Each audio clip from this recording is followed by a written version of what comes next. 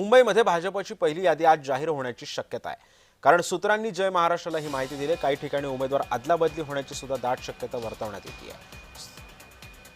त्यामुळे आज मुंबई भाजपची पहिली यादी जाहीर होण्याची शक्यता आहे। कोणाला संधी मिळते, कोणाला डावललं जातं हे सुद्धा पाहणं महत्त्वाचं ठरणार आहे। आणि या संदर्भामध्ये अधिक माहिती जाणून घेत माझे सहकारी मनोज दयाळकर सध्या आपल्या सोबत आहे। मनोज, आज मुंबईमध्ये भाजपचं जागा वाटप आणि उमेदवारांची सुद्धा अदलाबदली होण्याची शक्यता आहे। काय माहिती आज कितपत शक्यता आहे ही जाहीर होण्याची नावं?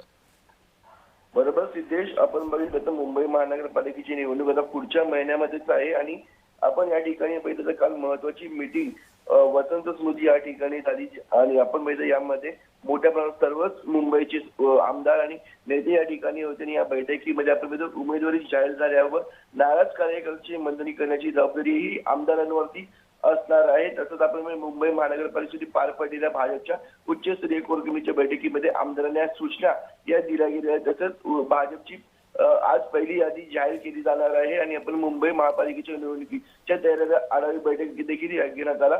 सोबतच छोट्या प्रचार सभा, घरोघरी जात मतदारांना संपर्क करत भेटीगाठी घेण्याच्या देखील सूचना या ठिकाणी या बैठकीमध्ये दिल्या गेल्या आहेत। तसंच जिल्हाध्यक्षांना उमेदवारांचे फॉर्म तपासून घेण्याची सूचना देखील मोठ्या प्रमाणात दिल्या गेल्या आहेत। कारण की फॉर्म चुकत त्या ठिकाणी जो उमेदवार असतो त्याला त्या ठिकाणी बाद केलं जातं, म्हणून जिल्हाध्यक्षांनी या ठिकाणी उमेदवारांचा फॉर्म तपासून घेण्याची सूचना देखील देण्यात आलेली आहे।